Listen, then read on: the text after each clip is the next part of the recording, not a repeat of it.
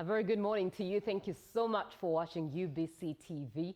And if you've just joined us, you're welcome. This is Good Morning Uganda. If you started the show with us or along the way, thank you so much for choosing to watch UBC TV. It's a Wednesday, and every Wednesday we get to have conversations regarding the cooperative movement in Uganda. So save that number, 0709602592. To be a part of the conversation, especially if you are interested in matters mining. My name is Julie F. Nantaba, and we are looking at providing structured mining platforms for miners and actors through the cooperative vehicle. That means we are looking into matters value addition, development of the mining sector, and of course cooperative models that can be used as an approach, especially for small-scale miners. Lots of questions and definitely answers that will be coming from the experts that I have in studio. As always, the usual suspects, CPA Ivan Asiimwe, who is the General Secretary of the Uganda Cooperative Alliance, is in studio with me, but we are joined by someone from the Ministry of Energy and Mineral Development. She is a senior mineral dresser. I look forward for the explanation of that because I can imagine minerals in skirts and trousers. Wonder how it makes sense, but because she's an expert, she's definitely explaining that term to us, and that is Mrs. Naomi Nangoku Mumoita, who is from the Ministry of Energy and Mineral Development, and she is the senior mineral dresser. Be a part of the show. Join in. Good morning. Good morning, CPA. Good morning, Madam Julie, and good morning to all our viewers outside there. I'm really happy to be here. Welcome today. back. Thank you. First, I understand you were out of the country. Yes, but, true.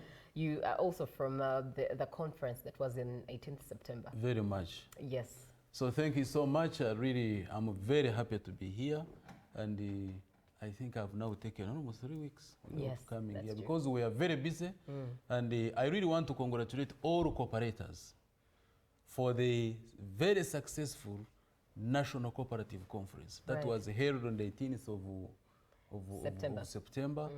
And also the annual general meeting that was held on the following day, 19th. And I also want to bring greetings from Kenya. We have been to Kenya. You know, I'm the board chairman for Cooperative Insurance Company. And specifically, we had gone to Mombasa for the strategic planning, 5-year strategic planning.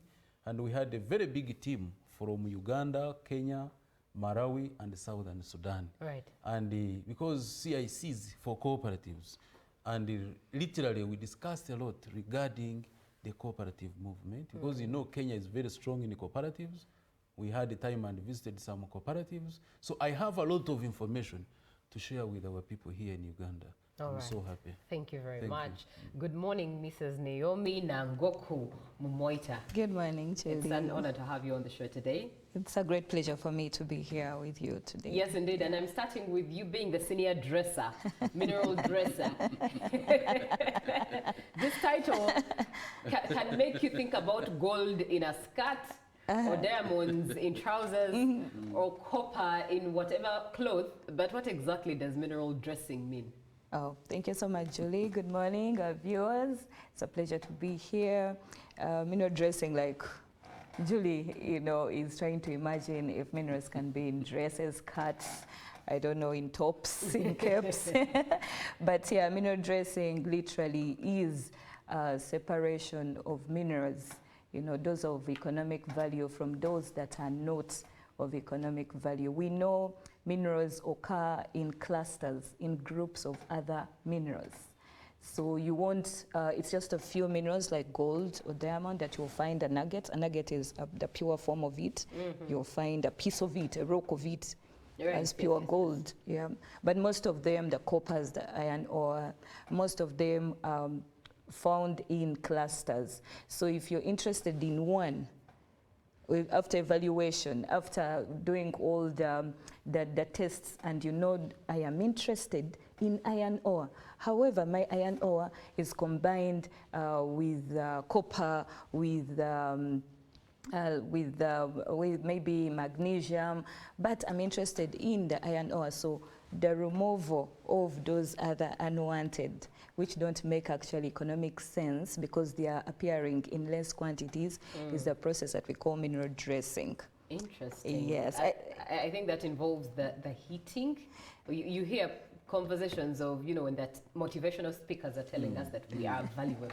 They'll tell you that for gold to have value, it has to go through some form of heat. Some of them go through. Some of them go through heating. Some you don't have to do the heating. You have to separate with water. Others you have to just cut and polish, like the stones.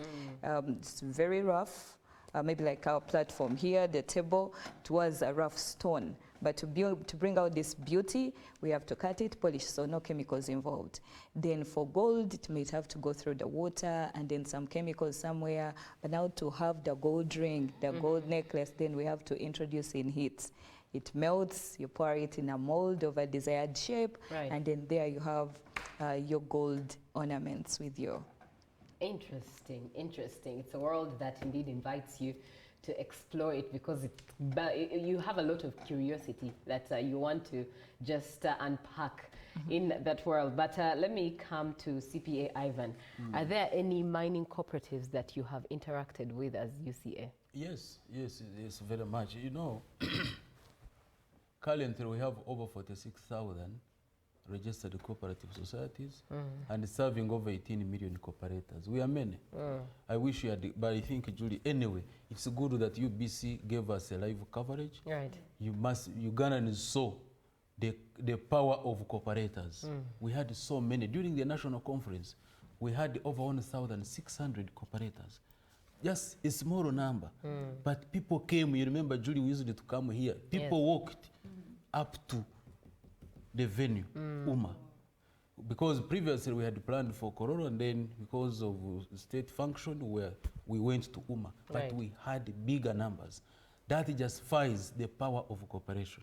So yes, we have very strong cooperatives, like Naomi is going to mention. We have so many cooperatives in mining, they are in finance, those are circles. We have energy, we have health, transport, agriculture, name them. So they are in all sectors of the economy. And I would really want to thank the ministry where Naomi works for really looking at the ideology of cooperatives. Because statistically, over 90% of the miners are either of small scale nature or the artisans. And the sector employs over 60% of Ugandans. And if you have to look at it in terms of contribution to GDP, almost close to 2%. So this is a very big sector. It's not something very small. So how do you bring together these small holders such that, one, because they have challenges by themselves. First of all, talk about access to finance. As individuals, Ivan will run very fast. I get my gold, I run with it. Then Naomi will also do the same. Then Julie will also do the same. Right. But you remember, we don't have money. So how do we come together and then access financing is very critical. Then again, when Ivan is running with his 1 gram of gold, Naomi is running with 5 grams. Then the middlemen take advantage of us. Instead of giving me 1 million, they give me 50,000. Because I am not even aware, I don't know what is in the market. But when we come together, it means that we can access better markets and make more money. This is a call to all Ugandans. For those miners who are not in cooperatives, who are not in groups, then you know that from today, you are being exploited. Right. You better wake up so that you make money. Then talk about access to market is very critical. Then access to information. They don't have information completely. Geological data. People don't have information. So you find there is something here, but you don't know. But when you come together in a group, in a cooperative model, you are able to get data so that data will help you for planning purposes. Right. You get me? Talk about processing. Like she's more technical in that as a mineral dresser. Now, there is a need for processing, but some people will just get it the way they have got it, and then they just donate it to some people. Right. So people will process it and get more money, you remain poor. So what is the solution? Come together. Buy the necessary equipment. They are also lacking technology. Some of them are still using these hand hoes. You find that you hear that at one time, I think there was a case in Mubende where some people were buried because they don't have technology. They are just using rudimentary tools.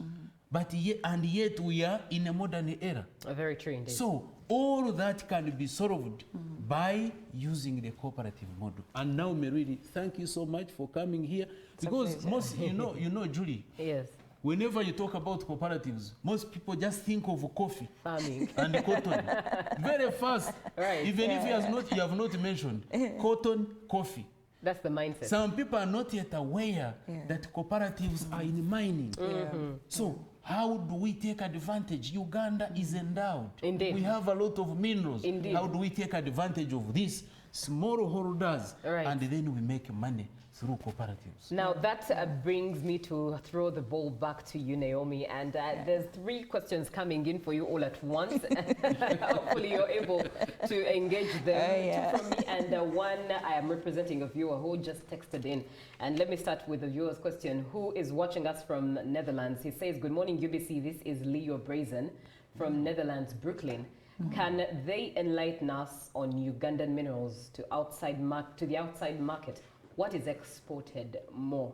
This definitely is for you, Naomi. And please take, maybe first answer it and then I can come in. Okay. Just like CPI Ivan has mentioned, Uganda is so endowed with minerals. Everywhere, every part of Uganda has minerals. If we start from the central region, there are so many minerals. Central region, we have the Mubende, we have the Wakiso. We've heard of Mubende, the gold mining. Then you go to Wakiso, where we have all these beautiful stones that can be used for dimension stones, for tabletops and different things. When you go to the eastern, we have the rare earth elements that are being exploited. That Trump is looking for so much. He should come to Uganda. But of course he'll have to because Uganda is second after China, so he needs to come to Uganda. And then we have again more gold in Busia, Namayengo, the limestone in Tororo. I can take you through the whole journey, until we return to Central Region. If you go, as you proceed now to the Karamoja region, on your way we have the Pozorana materials that are used for cement production. When you proceed up, we have recently we concluded an aerial survey for the Karamoja region, where we have great resources that have been quantified, or from the aerial survey. At least we have now known places that there is nickel, there is copper, we have precious metals, we have the rubies in Uganda, but when you're about them, we have the rubies, the precious gemstones, we have many of them. As you go up to Moroto, we have the gold. As we cross, we are crossing. Where most do we find jasper? It's a precious stone. Yeah, the precious stones mostly are found in Amdat, at Karamoja region. Wow. Is really well endowed with precious stones. So with all these minerals that we have, which one is exported the most?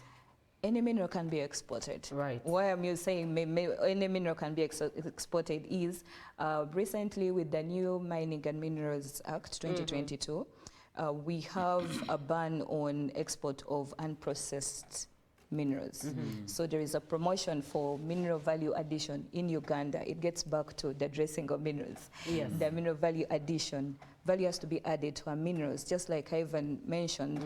If we don't add value to the minerals and we just give them away, then the people on the other side get more value after, more money from the same commodity that you sent, and then they will bring it back to us and sell it to us at a higher cost. In fact, now you're starting to spill into the question that I wanted to ask, but really what I wanted to get clarity of is what is the ministry's current strategy for organizing small-scale and artisanal miners into who are in informal structures to organize them into formal structures. But at that, does the ministry view cooperatives as a tool for organizing, the mining sector altogether? Most definitely, because this year we had artisanal regulations. Now we know that most of the mining in Uganda is done by artisanals, the small men using little tools. You'll find them all over the country. So government went ahead with the new Mining Act that I mentioned of 2022, and from that we formulated the artisanal regulations, where we are focusing on regulating the artisanal activities. And firstly, by formalizing them, that's where the cooperatives come in. If they come together, the business will be much easier for them. Many times people think and view mining as a very expensive venture. I can't get a license, it's so expensive. But if you come together, the artisanals, I think the minimum number is 30 people. Yes, 30 people in a cooperative. If they come together, they are able to collect that money. And it's, by the way, not a lot. You can go on our website and see all the information is up there. And they come together, they are able to formalize their activities. They are able to get a license. Firstly, if they are registered as a cooperative, then they're able to get a license, they're able to access financing, they're able to access technology. It becomes also easy for government to deal with organized groups, because the ministry time and again will go out in the field to sensitize, to teach, to train. But if people are scattered everywhere, it becomes hard for government to support. But when they come together, and that's what government is encouraging, especially with the new law, where we want all the small people, and we value them because they are the great people in the industry. They've been here for years, and many times they're referred to as the pathfinders of minerals. So before the big men come in, usually they are the pathfinders. So we value them, and we want them to regulate the activities. We want to safeguard the environments. Because as individuals, one will dig here, a pit, leave it, run to another place because they don't care. No one is watching me. No one is coming to remind me of my obligations. But if they are organized, then they will know, oh, as we're extracting, we have also a responsibility to keep the environment. They'll be able to take care of all those pits. So government, in addition as well, has had several initiatives with different development partners. We have GIZ on board, we have UNDP on board, we have Planet Gold on board that are helping us to reach the different areas to formalize these artisanals tools. Some of them have been incentivized by providing them with the bylaws, training them, to fill in all those forms.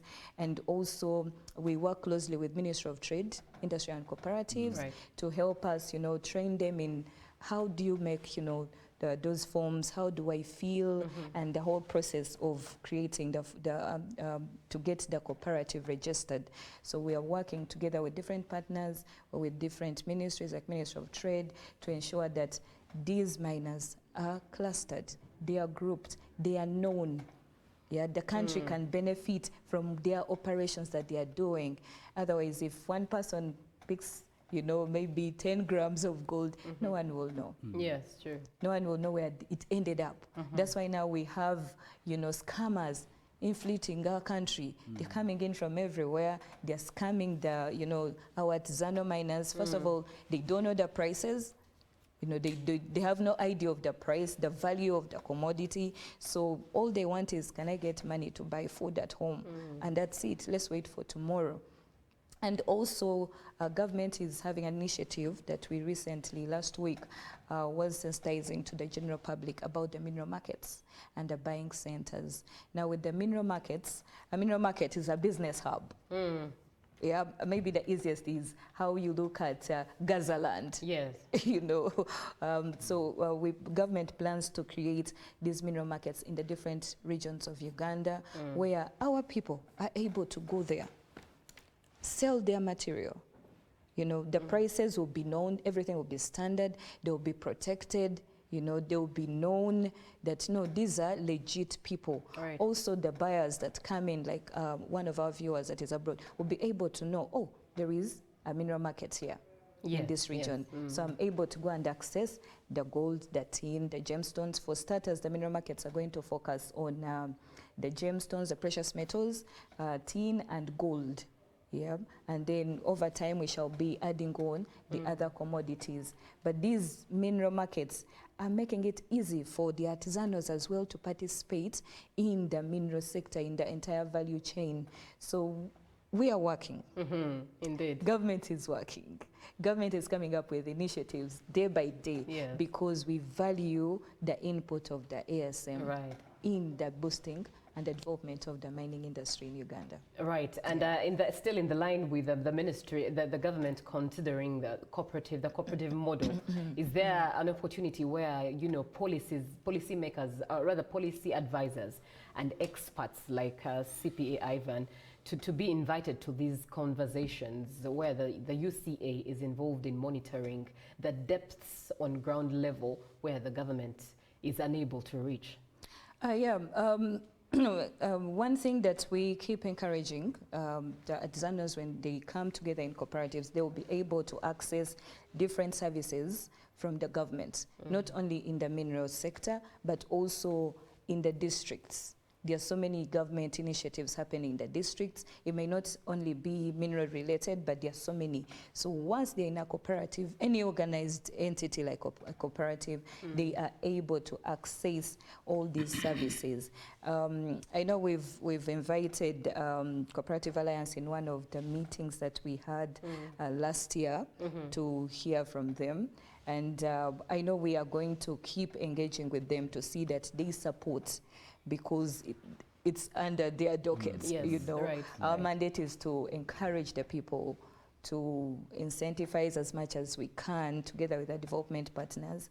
And then that's when now CPA Ivan and his big team come in, you know, to strengthen them, to train them. Yes, and as much as we are working with the Ministry of Trade, Industries and Cooperatives, but now the Alliance is overseeing all these cooperatives, and they are everywhere. So it will become much easier for them to actually benefit from the other services, from the other information that is out there that they can ride on to better themselves. Right. Let me engage a couple of the comments coming through. Good morning, Uganda. I want to thank CPA Ivan and the team in studio. Yes, we have so many mining cooperatives in Karamoja, especially Abiim, that we registered. But I want to encourage UCA to find another opportunity so that we again embark on more trainings of these cooperatives and others.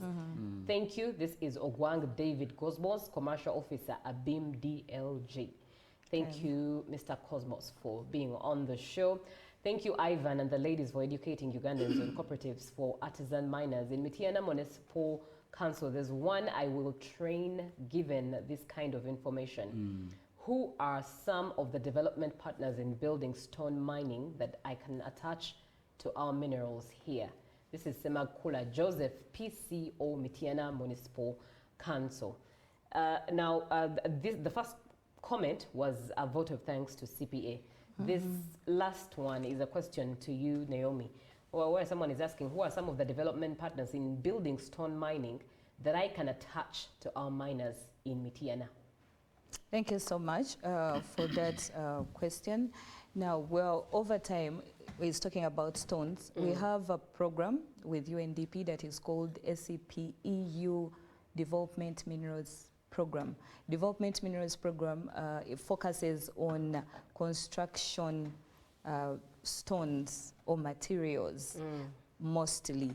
Yeah, and recently now we've onboarded the critical minerals, but the focus has been on building materials at large. And we've had several initiatives across the country where we go train them, you know, because stones, or just less stones, you know, if you go in Mitiana or anywhere, you'll find all that they know, or the people, what they know with the stone is using them for aggregates. But these stones can be put to use in different ways. They can be used as dimension stones, they can be used for tiles, they can be used as, you know, facing bricks, you know, on buildings. There's so much that can be done with the stones. So under UNDP, they are not going to buy the stones, but what they have been doing and what we are continuously doing, and as I speak now, we have teams already in the field that are training these groups, you know, one, encouraging them, those that are not organized in cooperatives, to do so.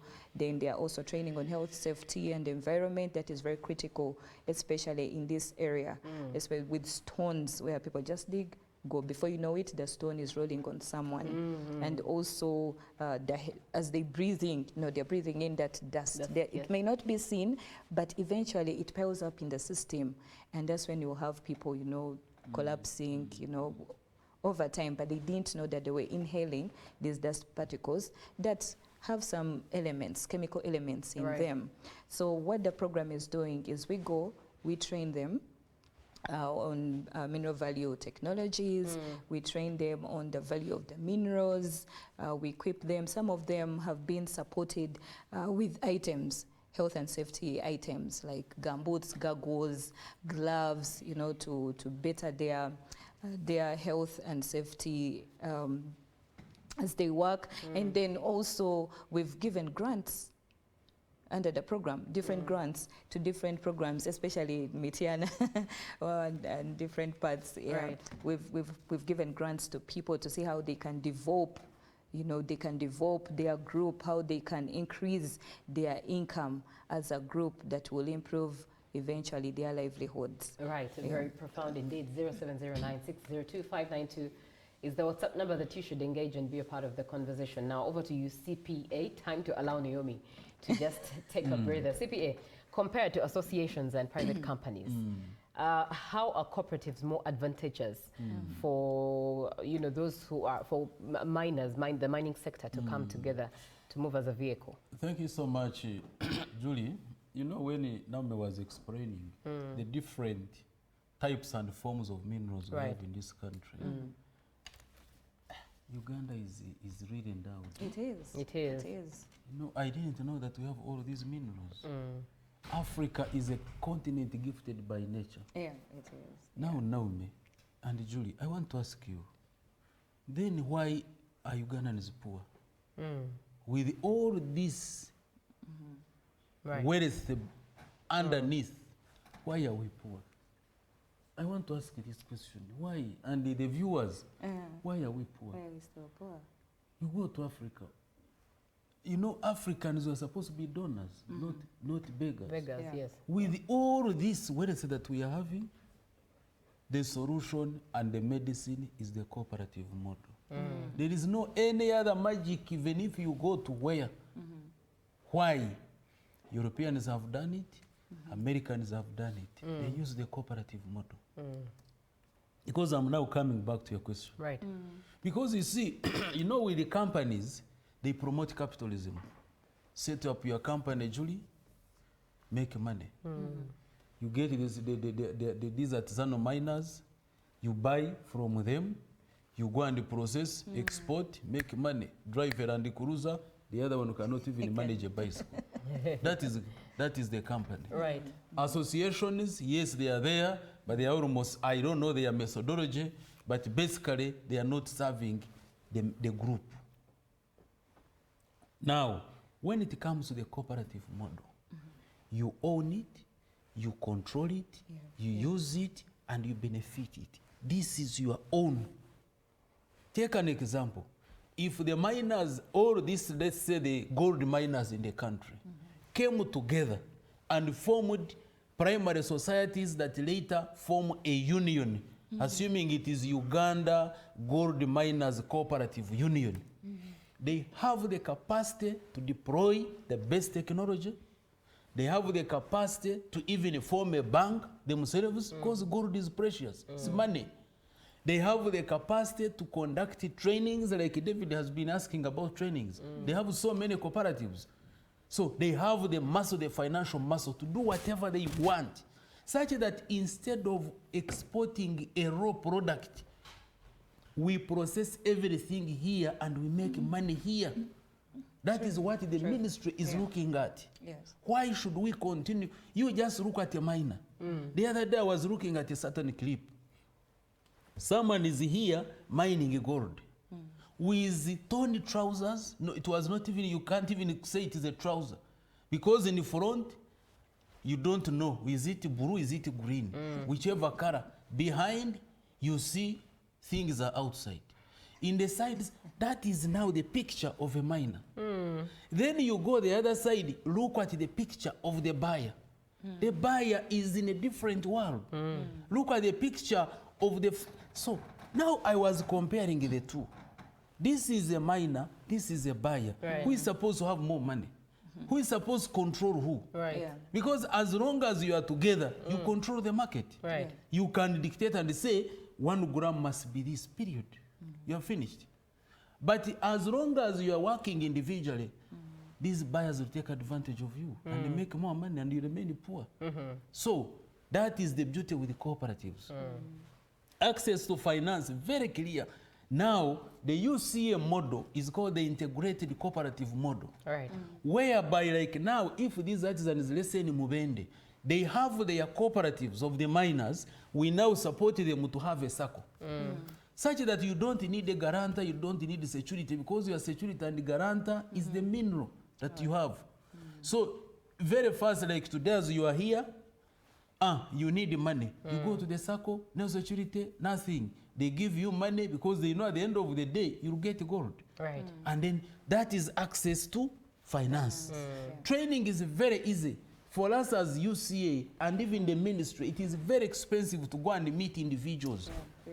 But it is very easy for them to be in a group and then we train them. Give them the best technology. Give them everything. You get me? Government support. This government has so many programs, like she has mentioned. So many programs. But people are scattered. So how do you bring them together? It is even very cost effective if you are managing people in a cooperative model.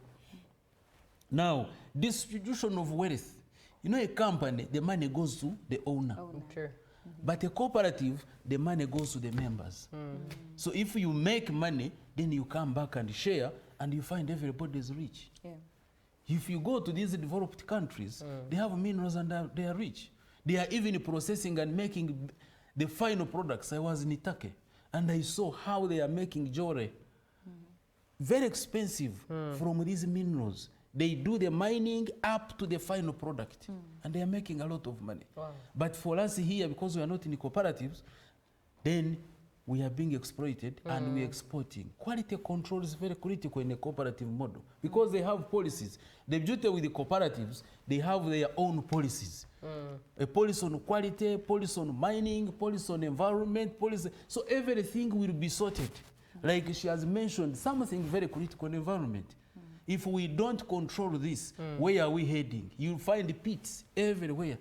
Indeed. And, so the cooperative model yes. is the best for the miners, and I'm very happy. I really want to thank the ministry. I want to thank the partners, GIZ and UNDP. Right. You know, UNDP has not only looked at this in the cooperatives. It is UNDP working with the government and UCA that supported the establishment of the village banks in 1990s that later became savings and credit cooperative organizations. Right. So we give them credit. So they have been into this, and with their tested experience, working with UC and the ministry, I want to tell you, Julie, in the next few years, we shall have miners here with very strong cooperatives processing minerals and getting money. All right. Yeah. Thank you very much, CPA Ivan Asiimwe. He is the General Secretary of the Uganda Cooperative Alliance. And you did talk about the environment. My next question is definitely in line with the environment, but let me first read this comment coming through from a viewer. These people should first educate the communities where mining is taking place, especially on the contributions of mining to Uganda's development. This is Elliot in Trinity, Bwebaja. What do you have to say to Elliot, Naomi? Government is actually, like I said, government is doing so many things. It's very busy, Right. especially to see that these minerals benefit the Ugandans, benefit the country, that everyone, as long as the Ugandans are able to benefit, and then also eventually it benefits our neighbors and the world at large. One, as a ministry, we have inspection units. You know, we have the inspectors, we have regional inspectors, we have regional offices, and one of their key role is sensitizing the people, reaching out to the people. You know, when they're in their region, they are able to reach to the different mining groups, mining areas, Right. where they are able to tell the people, if they find you doing something that is not right, they will tell you, you know what, this is how to mine. You know, so they train them or teach them the best mining practices. They train them how to conserve the environment. They train them about adding value adding value. The fact that we have a policy on not exporting unprocessed minerals. So government is so interested and so focused in value addition within the country. So it's one of the things that also government is doing. And in so doing, the people enlightened of, before we used to export concentrates. Yeah, let me give an example of the copper. Many years ago, we used to export the concentrates. But now if we are able to process it until we have the wire itself, imagine how many jobs will be created within the country. And then the income that will come once we sell the wire itself, the copper wire, and not the concentrate, that is unfinished product. Right. So government is really sensitizing, training people in different programs. Again, where the ministry continuously works with the local government, through our development partners, working with our regional offices in Moroto, in the Western, in the Eastern. Here at the Central, we have the ministry offices that is overseeing the Central region. So we have the country, clustered in groups so that we are able to reach the different places. We may not have reached every single person, but we are on the move. You're on the way. And we are progressing and working. All right. Now, let's go back a bit to environment. How does the ministry ensure that mineral processing and addressing, indeed, adhere to the environmental safety standards, especially under the vehicle of cooperative movement? Because this is what our focus is on. How exactly do you think does the cooperative movement and the umbrella aid the government in preserving the environment whilst addressing minerals, whilst doing all this mineral processing and value addition until the final product is exported? Yes. For starters, if someone is going to extract a mineral,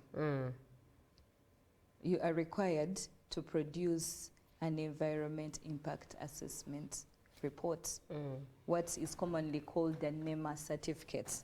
That is easily understood if I call it the NEMA certificate. It is a requirement for you to be granted an extraction or processing or smelting license. Without it, you cannot go to the next stage. So that is one of the ways that government is enforcing the environment safeguards.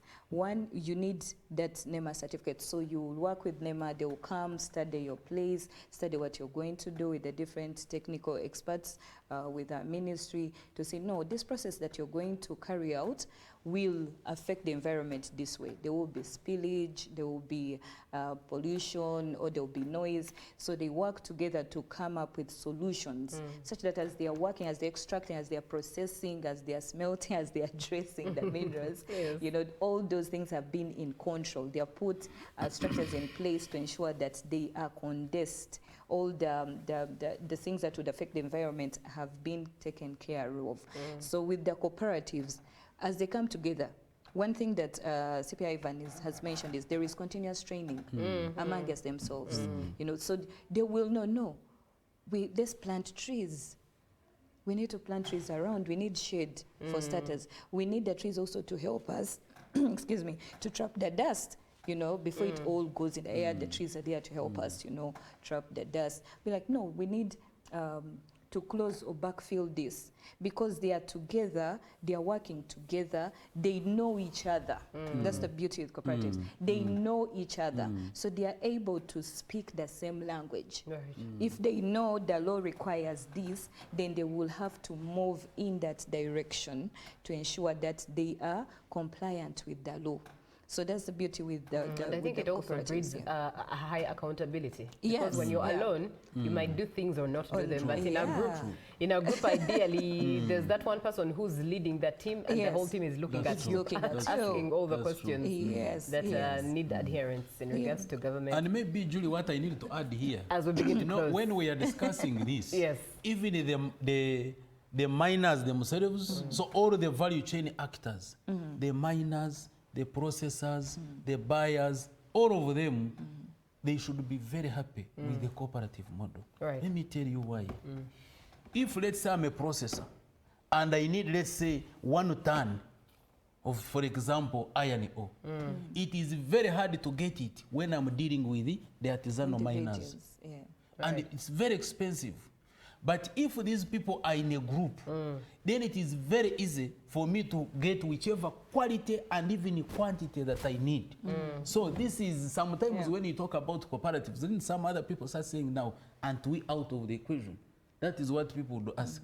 No, this brings together everybody in the equation. That is how Europe has developed. Right. America has developed because they are using the cooperative model at grassroots and then it feeds into the system. That is much better. So as we come to the end, I am sitting here and asking myself, Julie, by the time we go to heaven and God asks us, I gave you all these minerals in Uganda. Why did you die poor? What answer will you give to the Almighty? Surely. The listeners and the viewers, this is the question. That is a stellar moment for you, and a closing remark from Ivan. And I'll come to you, Naomi. What would be your parting shot? When we encourage everyone, all our viewers, to participate in the mineral sector. You can come in as a buyer, a trader, a processor. You can come in as a technical expert in your field, as a consultant. So everyone is so welcome in the mineral sector. Government is here to ensure that we extract and use our minerals for the socio-economic development of Uganda in a safe way. So to all our miners out there, let's formalize. Let's formalize. When we formalize our activities, we are able to attract more investment. We are able to give confidence to the investors that come in. They won't think they're going to find scammers. But when we are formalized, we are known, we are registered. It boosts also the position or the image of our country that we are regulated, we are here, and we are working in a safe environment. Right. Thank you so much. Very well, thank you. Ivan, in a minute. Yeah, thank you so much. I want to call upon all the miners in this country. Let's embrace the cooperative model. It is the best model for us all. I want to request the government, let's see how to support these cooperatives. Let's put more money in the ministry of minerals and energy. Let's have more money, bigger budget, because this is money. Money will come in. Let's support formalization of these small scale miners, because once they are formalized, even URA will get more money because these people are working in a formal structure. Then let's embark on a training and community mobilization. I don't want to blame Ugandans because they are not knowledgeable. So how do we impart all these skills and knowledge? It is through continuous capacity building. Right. I want to thank UBC for this opportunity. I want to thank Naomi and your team and the entire ministry. And I want to thank UCA for always being here. Thank you. Yes, indeed. That brings us to the end of this conversation. I, for one, look forward to another conversation with the mining industry and UCA here at the same table like it has been today, because there's a lot to unpack and time is just never enough, but I look forward for that other opportunity.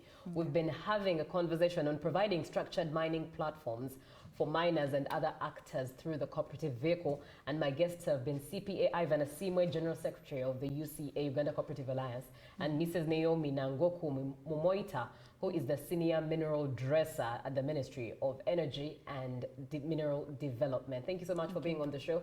Up next is Ruben with Sports. Good morning.